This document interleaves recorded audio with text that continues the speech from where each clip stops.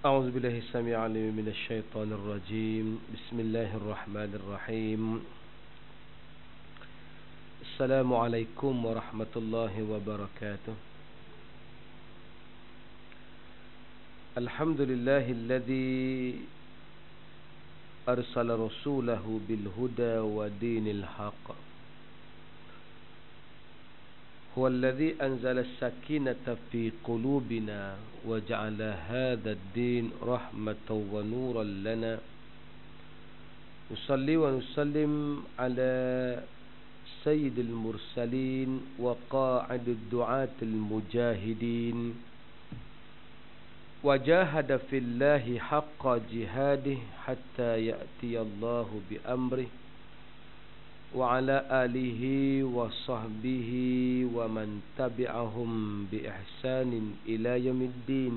أما بعد، فيا عباد الله اتقوا الله، أوصيكم ونفسي بتقوى الله، فقد فاز المتقون. رب اشرح لي صدري ويسر لي أمري واحلل عقدة من لساني يفقه قولي. ربنا زدنا علما وارزقنا فهما. وقال الله تعالى في كتابه العزيز: أعوذ بالله من الشيطان الرجيم، هو الذي يصوركم في الأرحام كيف يشاء، لا إله إلا هو العزيز الحكيم.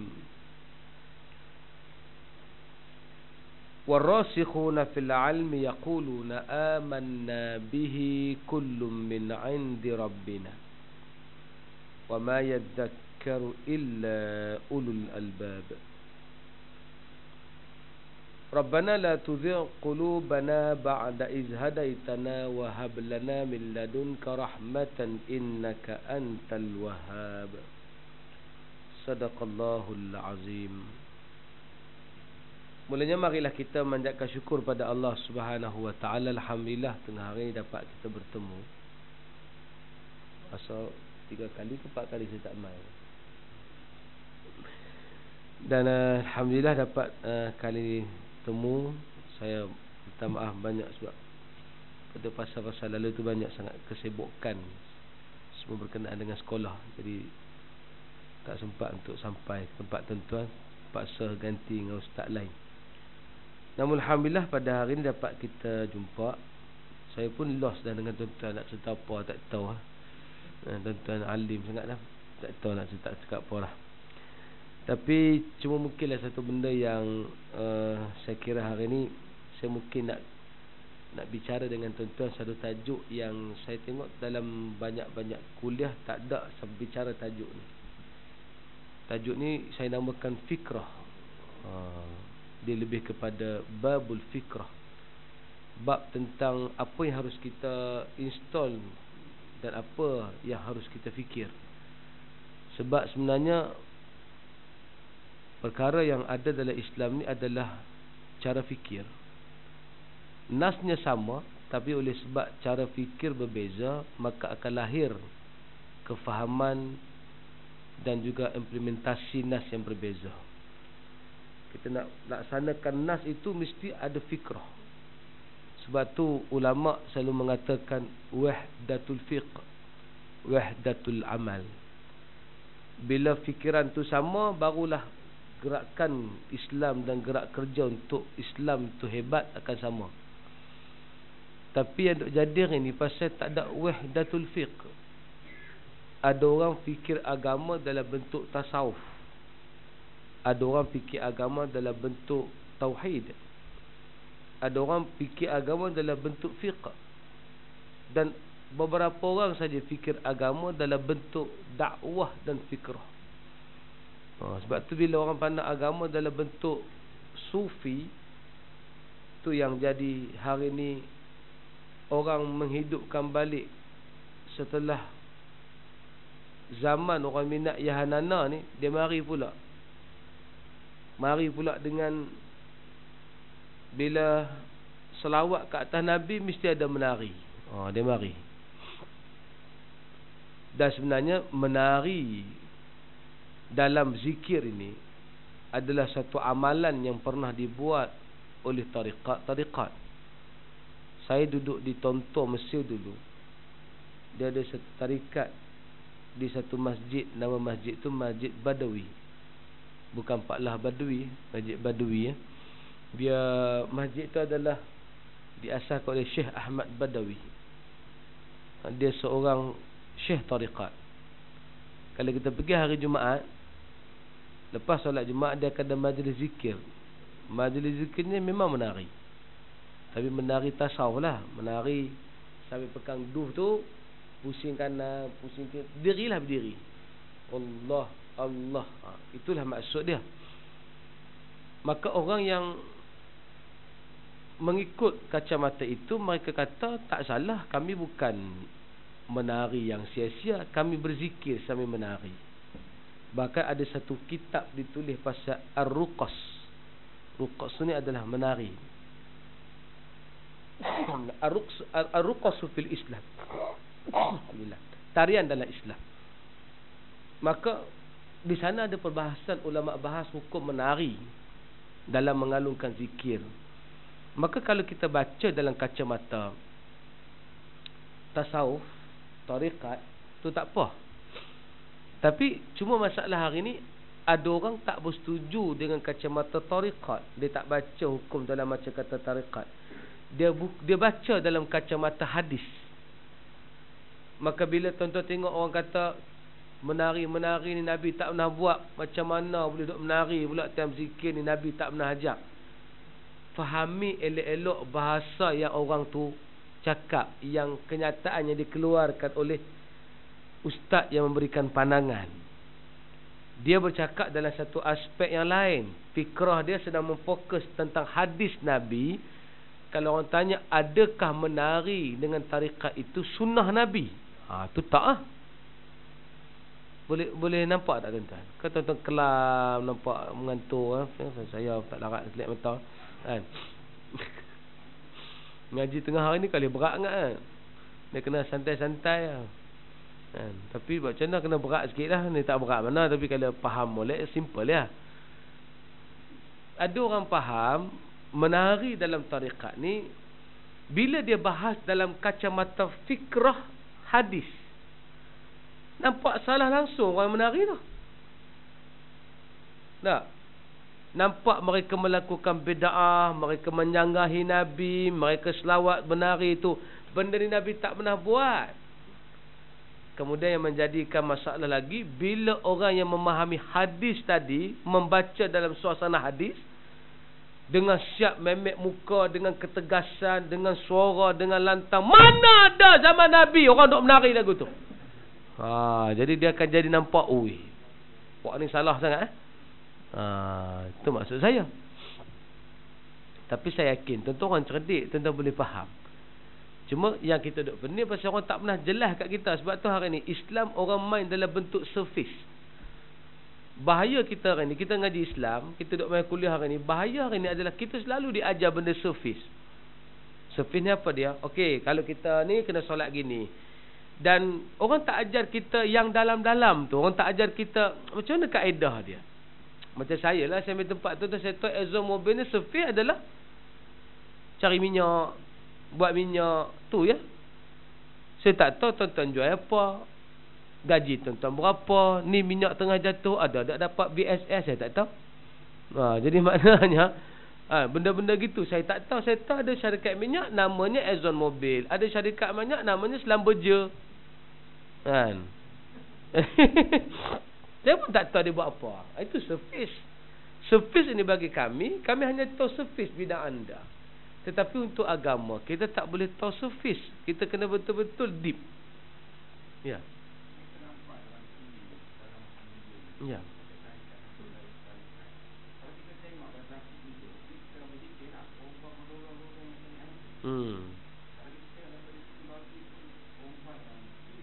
Ya.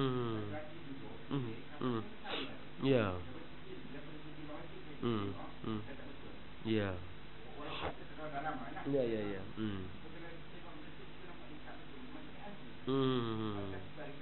Ya. Ya. Tak, tu memang tarikat yang salah. Tu Naqsyabandiyah memang salah. Dia memang diharamkan oleh apa dia. Sebab Naqsyabandiyah ni memang haram. Bukan saya diharamkan di Malaysia, diharamkan oleh satu dunia. Kerana dia ada beberapa kesalahan. Pertama kesalahannya, dia menawarkan siapa yang masuk tarikat dia pasti masuk syurga. Dan siapa yang berzikir dengan zikir dia tidak akan dimamah oleh api neraka. Bahkan ada syekh dia yang tengah uzur sebut tu perkataan ni. Zikir ini kalau syaitan baca, dia pun masuk syurga. Tu kalau macam tu tak boleh pakai yang ni kita kata tadi, kefahaman kita adalah begini. Sebab tu bila kita nak bahas satu benda, kita kena bahas dalam. Jangan tengok secara, tarikat ni menari, boleh tak boleh. Patut kena tanya, ada tak tarian-tarian tarikat yang pernah dibuat? Bahas. Tapi bahas itu kena bahas dalam kacamata boleh ke tak boleh.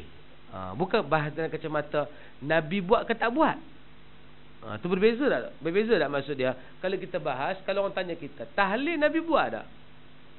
Tak ada, Nabi tak nak buat tahlil. Tapi tahlil itu bid'ah tak?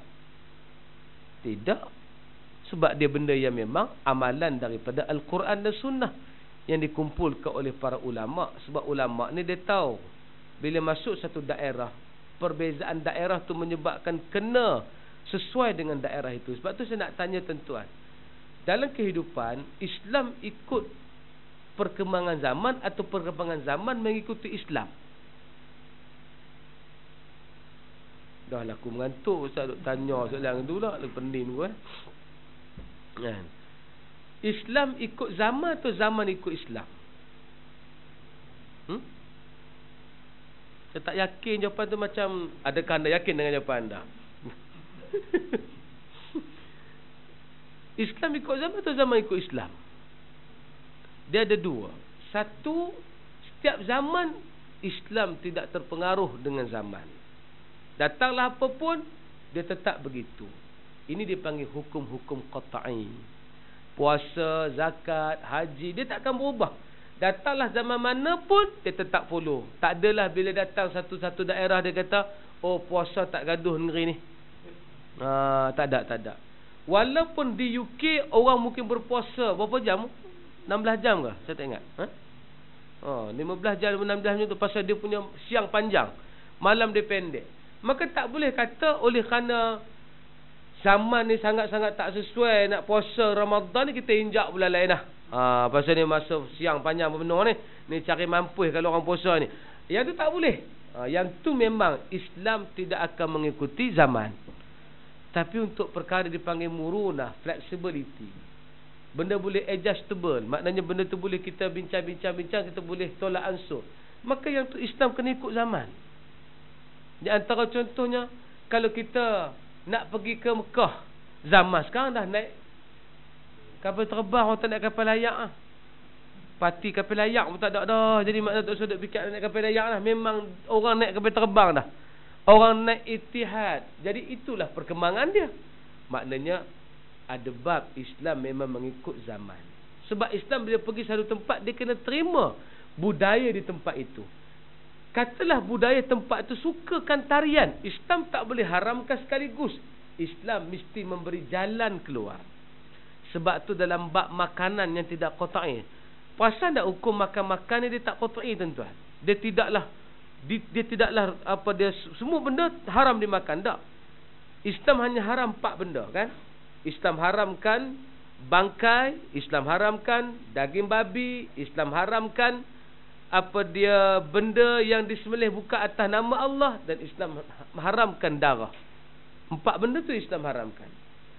Bangkai, daging babi, darah yang mengalir, daman masfuhan, dan keempatnya wa ma uhilla li ghairillahi bih, apa yang disembelih bukan atas nama Allah. Sebab tu kalau tengok, saya pernah sebut kat tuan-tuan, mazhab Maliki pernah kata, kalau makanan itu menjadi makanan setempat dan Islam baru datang, maka Islam kena iktiraf dia makanan di tempat itu, selagi tidak membabitkan 4 perkara qata'i ni.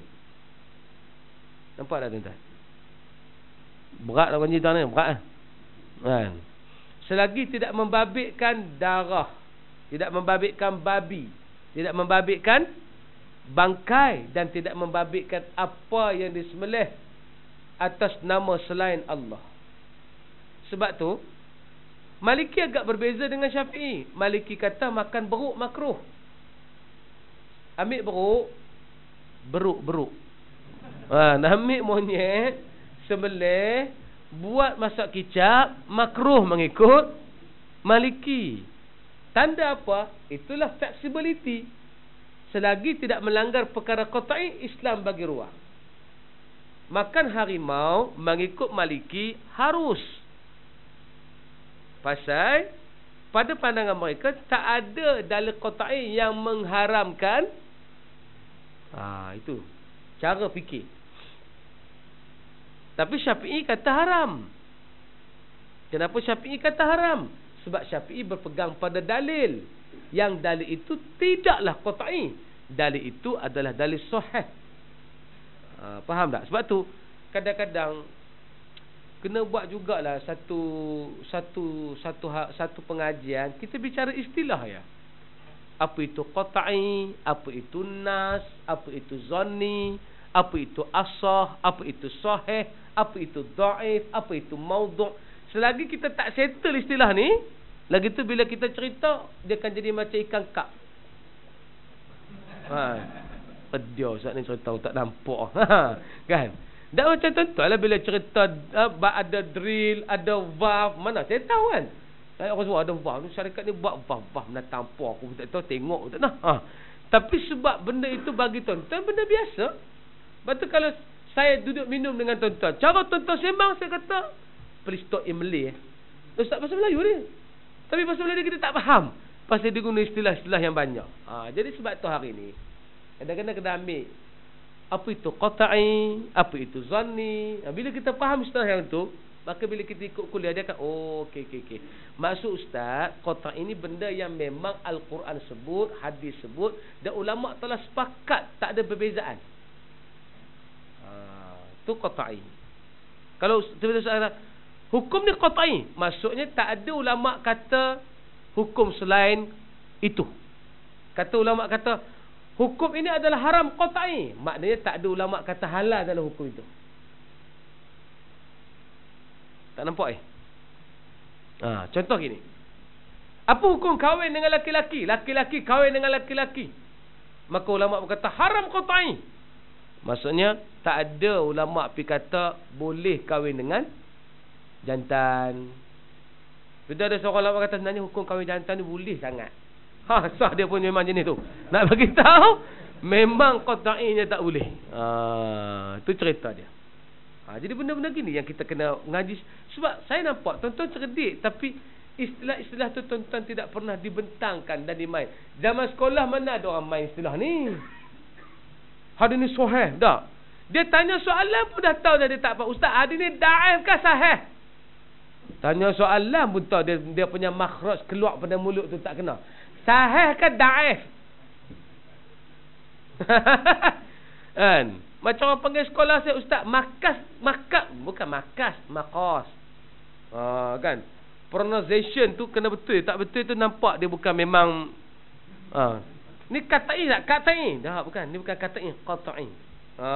Dia itu saya maksudkan tadi, bila kita bermain dengan istilah tu baru kita nampak. Kalau dia kata zanni, dia sebenarnya pendapat dia zanni, maknanya ada perbezaan ulama. Bila ada perbezaan ulama, yang ni dia akan berubah ikut tempat. Macam menari tadi. Hukum menari dalam tarikat tak ada ulama kata qat'i haram. Cuma sebahagian kata haram kerana mereka berfikir mengikut kacamata hadis. Hadis menyatakan tak ada kaedah Nabi berzikir sambil menari. Sebab tu patut tajuk kita hari ni, tak ada yang salah, semua betul belaka. Betul tak? Tak ada yang salah, semua betul belaka. Contoh bila kita kata hukum menari dalam tarikat tak salah kalau mereka mengatakan itu adalah tujuan untuk supaya zikir lebih sampai. Kalau tanya pada orang-orang yang mengaji hadis, tak boleh. Tapi kalau tanya dia haram ke tidak, dia pun tak berani kata haram. Cuma dia kata Nabi tak pernah buat. Kalau ngaji orang yang ngaji tauhid, oh benda ni kalau boleh janganlah. Pasal kita kalau boleh fokus tauhid dan akidah. Akidah tu menyebabkan kita mantap dengan Allah, bukan tarian tasawuf. Jadi kalau tengok semua huraian, apa jawapannya? Tak ada yang haram. Dia tak kata tak boleh. Dia kata Jakim tidak dia menyatakan bahawa menari sambil berzikir itu bukan amalan Rasulullah sallallahu alaihi wasallam. Mereka pun kena lapik, mereka tak boleh buat kata perbuatan itu haram, tak boleh. Kecuali kalau yang memang jenis hardcore punya menari. Tengok dia menari tarikat tu sama dengan dia ikut konsert Napalm Death. Katanya tu dia. Tu memang haram lah, pasal tak masuk akal. Yang macam tadi itulah, yang tiba-tiba menjerit, itu semua tidak masuk akal dan Islam tak bagi berzikir. Bahkan dalam adab zikir pun Islam tak bagi duk melalak-melalak sampai tahap menjerit-jerit kan. Itu bukan amalan yang dibenarkan oleh Allah Subhanahu Wa Taala. Itu bezalah. Yang tu memang nampak jauh daripada fitrah manusia. Lepas tu saya kata tadi, dalam bab makanan saya sebut, bila gitu jadi, Islam datang satu tempat dia kena follow. Ada tempat memang orang suka menari, jadi tak bolehlah Islam datang tu mengharamkan semua. Islam kena datang untuk bagi ruang pada mereka. Bila datang ke tanah Melayu, contoh, datang ke Sarawak. Di Sarawak ada satu pattern orang makan ulat mulung. Pernah ke Sarawak, kakak? Ulat sagu. Azam Mobil tak ada Sarawak? Tak ada. Kalau orang Petronas mungkin pernah pergi Sarawak ke. Bila mereka di Sarawak, mereka dapati ada orang-orang di sana yang masak ulat mulung, ulat sagu tadi. Dah ulat tu sedap. Orang kata manis tak sedap. Mana kau? Jadi ceritanya, macam mana pandangan agama di situ? Kalau orang itu tidak bijaksana dalam menguruskan agama, dia akan datang terus dia kata haram lah, benda mana boleh makan.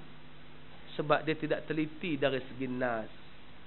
Lepas tu kadang-kadang masalah paling besar kepada orang yang mengajar agama adalah dia tidak faqih. Bila dia tidak faqih, kadang-kadang bila orang bertanya hukum, hukumnya juga tidak masak. Sebab tu saya sangat tekankan, saya bukan apa dia nak underestimate, tapi kita kena bertanya. Bila dia bagi satu jawapan kita tak puas hati, tuan-tuan kena terus tanya, ustaz dulu ambil apa kena tanya tu. Anak ambil bahasa Arab. Ya betul lah, kalau bahasa Arab tu dah tentu jawapan dia tidak akan spesifik dan kemas. Anak ambil usuluddin, jawapannya juga pasti tidak kemas. Tapi kalau tanya ustaz ambil apa, dia jawab tak kemas. Dia jawab ulat mulung ni patut tak boleh makan, mana boleh, mana Islam tak bagi. Ustaz di Mesir lah ambil apa? Saya ambil syariah. Sah dia pergi tak mengaji, dia duduk pergi tembak burung. Nampak tak? Pasal kalau orang mengaji, dia akan jumpa benda ni. Iaitu bila datang satu daerah dan ia menjadi makanan daerah itu, tetapi bukan membabitkan darah, bukan membabitkan bangkai, bukan membabitkan daging babi, dan bukan membabitkan benda yang disembelih bukan atas nama Allah, maka benda itu Islam kena follow tempat itu dan meraihkan sejenak sebelum kita boleh tukar supaya mereka tidak lagi menghampiri makanan begitu. Nampak tak? Pandangan begini kalau saya sebut depan publik, mati aku. Nampak tak? Mati. Sebab tu saya dulu pernah bahas satu tajuk. Tajuk dia simple. Apa hukum kontraktor masuk tender tapi bagi duit bawah meja? Azam tak ada kontraktor? Ada? Tak ada. Tuan-tuan pernah buat lah benda ni? Nak dapatkan tender, nak dapatkan projek dah. Saya tahu konsep Petronas ke konsep minyak, dia mesti melalui orang yang lebih tinggi, kan? Saya boleh sajalah duk fikir-fikir, aku nak buat oil and gas pula kan. Bila tanya-tanya semua kata ustaz, oil and gas tak payah masuk ni, susah. Nampak je tak pergi masuk ada benda Betul saya masa yang balik. Oh, rupanya susah dia gini. Bila kita nak dapat sesuatu ni semua, kita kena lalui satu pihak. Kena bagi satu proposal. Dan kemudian kena betul-betul jumpa orang-orang ni. Kalau kalau tak kena cara, ada yang sanggup bagi anda table. Sebab nak tahu berapa harga yang mereka bidding pada masa tu. Nak tengok siapa yang paling tinggi, siapa paling rendah. Dan kalau dapat maklumat, orang ni akan bagi maklumat sekian. Tak apa lagi. Ini cerita termasuk orang yang kerja, yang buat kontraktor lah. Kontraktor kelas A ke apa? Kan kontraktor kelas F. Kontraktor besar yang terpaksa gunakan kaedah tadi. Apa jawapan dia, tuan-tuan? Sebab tu saya tak di kontraktor, Ustaz. Itu jawapan dia. Sebab tu saya tak di kontraktor. Saya nak menjauh ke perkara-perkara yang haram. Kalau jawab gitu senang. Tapi Islam takkan nak jawab gitu. Bila orang tanya ustaz, apa jawapan saya harus bagi? Ustaz, saya ni nak dapat kontrak, tapi kontrak tu syarat dia, orang yang minta tu dia minta pada saya duit sikit. Dia minta pada saya duit sikit. Jadi kalau saya tak bagi ustaz, makna kontrak kami orang reject dah. Macam mana ustaz? Apa jawapan tuan-tuan?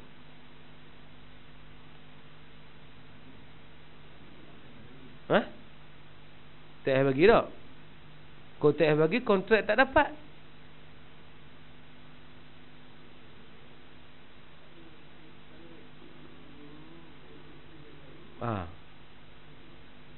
Betul jawapan tu. Kalau tak ada rezeki cara lain. Kalau ada rezeki cara lain, cara lain tu adalah meniaga nasi lemak.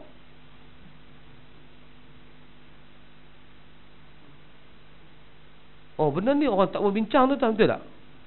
Benda yang paling orang tak nak bincang, benda-benda gini. Dan orang tak berani dia tahu dah kalau tanya, tak ada habis soalan lagi, haram. Tahu dah jawapan dia? Nak tanya apa kita tahu dah apa. Ceritanya hari ni.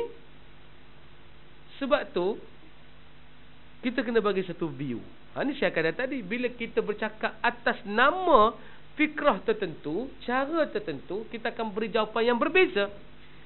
Kalau fikrah kita adalah fikrah seorang hamba yang tak fikir sangat soal siapa dapat projek, kontrak, itu lantaklah. Yang penting kita selamat. Kalau dia buat projek silap, dia bertanggungjawablah dengan Allah Subhanahu Wa Taala. Tapi kita yang beriman ni tetap jangan buat benda tu, sebab kita nak jaga iman dan akidah kita.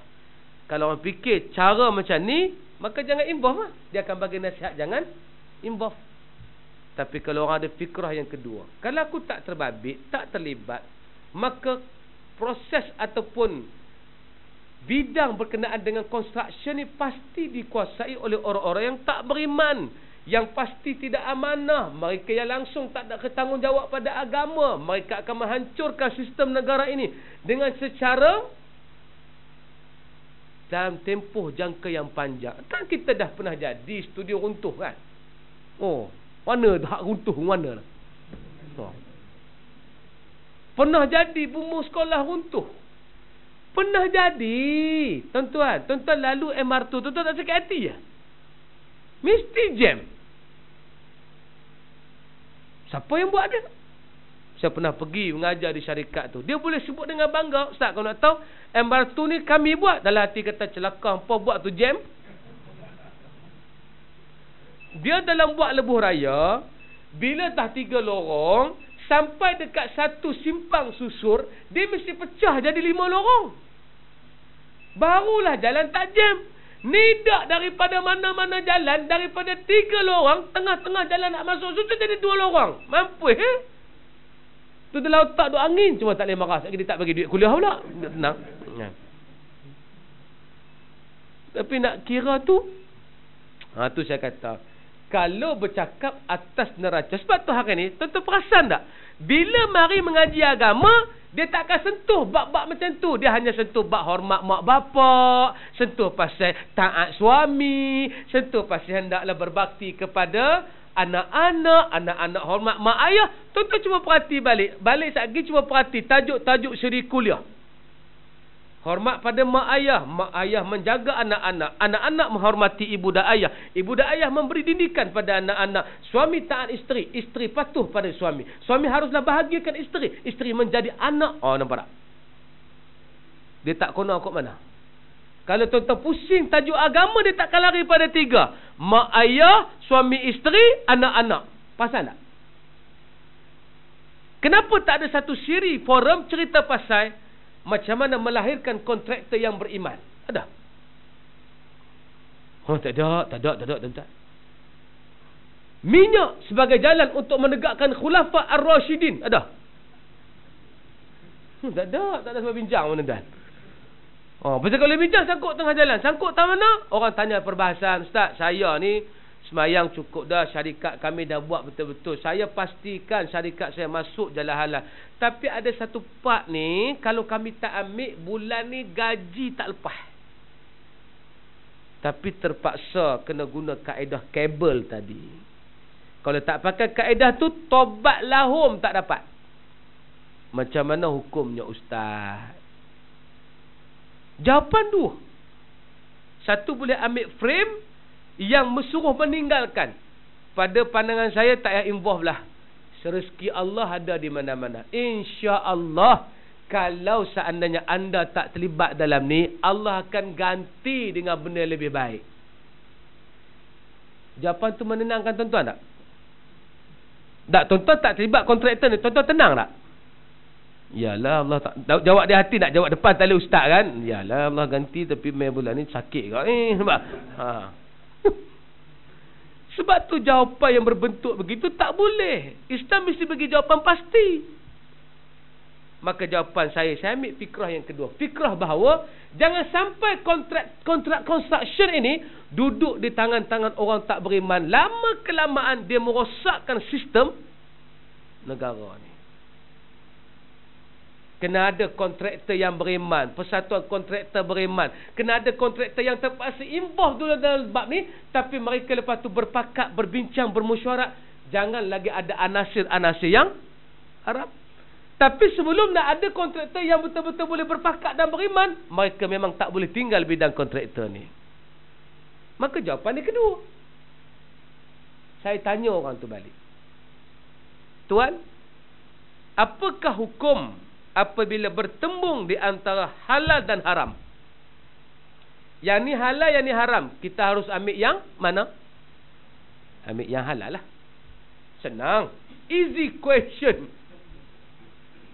Bila bertembung di antara halal dan haram, mesti pilih yang halal. Kalau pilih yang haram juga, memang kena terajang situ. Soalan kedua, apabila bertemu di antara wajib dan wajib, maka harus buat yang mana? Pilih yang wajib lebih utama. Betul tak? Soalannya sekarang, ini soalan yang paling mustahak. Bila bertembung di antara haram dan haram, harus pilih yang mana? Tinggal dua-dua. Bertemu di antara haram dan haram. Sebab bila bertemu di antara haram dan haram, mana boleh tinggal dua-dua? Pasal kalau tinggal pun haram, buat pun haram. Kalau tinggal, hukumnya haram. Kalau buat, hukumnya haram. Kita harus pilih haram yang mana? Tak faham lagi. Construction atau kontraktor ni, bila dia bagi rasuah, dia bagi duit, hukumnya adalah haram. Tapi meninggalkan bidang itu hingga diisi oleh orang-orang tak beriman dan menyebabkan negara rosak, halal atau haram? Mana lebih mudarat? Bagi duit pada orang tu dengan meninggalkan bidang kontraktor ini, menyebabkan orang tak beriman ambil tempat.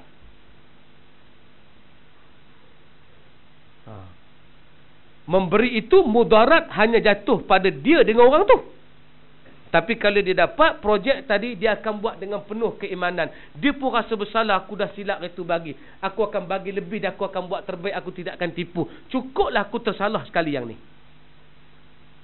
Tapi kalau ditinggalkan terus, dapat pada orang yang tak betul, lebih mudarat ataupun hak beri tadi lebih mudarat? Tak ada jawapan. Sudah tentu tuan-tuan tak setuju dengan apa yang saya sebut. Sebab tu fiqh jangan pandang pada konsep fantasi. Sebab fantasi tak akan jadi, dia akan jadi realiti. Tuan-tuan, saya tengok satu video baru ni. Video tu cerita pasal orang bersilat, orang taekwondo. Dia kata fantasi bila kau tumbuk boleh tempih, pak pak pak. Realiti tak ada tempih, tak ada tempih. Memang realitinya kalau anda belajar silat terang mana pun, mai orang serang 4 orang tak ada tempih. Fantasi boleh lah. Hang serang nak, hang serang ni, jadi aku tempih aku ni. Boleh lah fantasi. Pasal tak tuan-tuan? Orang belajar berenang lah. Fantasinya adalah gini kaedahnya. Tapi mari nak lemah ni tuan-tuan. Dia kira kop siapa saja, hak tepi tak kira. Jadi nak bagi tahu, kadang-kadang fiqh banyak bercakap pasal fantasi. Cakap, kalau keadaannya kita nak semua orang menjadi orang beriman, jadi orang-orang soleh, kita kena jauhi perkara maksiat, jangan tinggalkan. Kalau menjadi kontraktor, jangan sama sekali memberikan perkara yang haram. Kita kena ambil kontrak yang bagus. InsyaAllah Allah akan memberkati kita. Realitinya orang tu ya tahu apa dia. Jadi sebab tu saya kata, cerita ini jangan salah faham. Saya nak tutup cerita ini bukan jangan salah faham. Bukan nak suruh tuan-tuan bagi rasuah. Kalau boleh dapat elok, elok. Jangan bagi. Jangan buat. Dan bila ada jalan keluar yang lain, kena cari jalan keluar yang lain. Tetapi nak meninggalkan bidang itu hukumnya haram. Kerana anda bertanggungjawab dalam bidang itu. Macam saya sebut kepada orang yang bekerja di Maybank yang bahagian tidak Islamik. Memang dia duduk di kaunter tak Islam. Dia bahagian proof loan yang memang usulnya riba. Kalau orang tanya apa hukum ustaz, saya memang bahagian lulus loan ni yang tidak Islamik. Kalau saya lulus, saya berdosa tak? Kan payah nak jawab soalan tu. Dia cerdik pula. Dia tanya ustaz tu kata berdosa. Kalau berdosa, ustaz pun kira berdosa agak. Pasal hari tu duit gaji saya bagi derma kat ustaz, tu duit saya riba tu. Nampak tak tuan? Ni tujuan saya mengajar. Kalau tujuan saya nak menyampaikan, saya bukan mengajak, saya nak menyampaikan cerita pasal laki bini, tuan-tuan pun gelak syok-syok balik tak ada apa. Tuan-tuan pun gelak, ustaz tu cerita ada bini tu pakai baju Doraemon. Seronok itulah. Tapi saya cukuplah. Saya tak nak underestimate tuan-tuan punya fikiran. Saya tahu tuan-tuan orang hebat. Tuan-tuan nak dengar something yang boleh menyelesaikan problem kita. Bukan mendengar suatu, gitu no. Betul lah, tak boleh. Tak. Kita kena ada argument. Maknanya, tak boleh pasal apa? Ada nas tak? Qat'i ke tidak? Zanni ke tidak? Hadis Nabi buat ke tidak? Itu kita kena dalami. Bila bertemu hukum macam mana? Bila bertemu di antara wajib dengan haram macam mana? Haram dengan haram macam mana? Wajib dengan wajib lagu mana? Bila bertemu di antara wajib dengan wajib lagi, solat itu wajib, perang itu juga wajib. Nampak tak? Sebab tu ada satu kaedah, solat itu wajib, menyelamatkan nyawa juga wajib. Macam mana seorang yang berada di bilik operation sebagai seorang doktor, operasi ni tak boleh tinggal. Dia ambil masa 12 jam. Melanggar waktu solat. Kalau dia buat jenis pandai sikit, tak apa tu ustaz nak solat. Ni doktor dada tengah terbuka ni. Alah, tahulah tak lah buat kerja kita bimbang. Sembiang dulu lah. Menjaga nyawa juga wajib dan solat wajib. Kalaulah bertemu di antara wajib dan wajib, kita kena buat wajib yang mana? Soalan tu soalan. Kita kena buat wajib yang mana? Sudah tentu kita terpaksa teruskan operation tadi, meninggalkan solat, dan solat boleh diqadha kerana tak boleh tinggal. Tetapi peristiwa-peristiwa gini agak jarang-jarang terjadi. Tapi bila sekali jadi, gelabah beruk kita. Pasal nak tuan-tuan? Macam kita semayang lah, kita duk mengaji. Tak mengaji tang bahagian, kalau imam tertambah rakaat kelima, apa harus kita buat? Mayang Zuhur, tiba-tiba imam bangun rakaat kelima. Kita sebut subhanallah, dia buat tak tahu ya, dia buat bodoh ni. Subhanallah. Subhanallah, apa harus kita buat? Kan kita wajib mengikut imam. Mufarakah, hilang pahala kita 27. Kalau mufarakah, orang tengok penting diri, mayang seorang lepas diri dia ya. Mufarakah pun tak betul.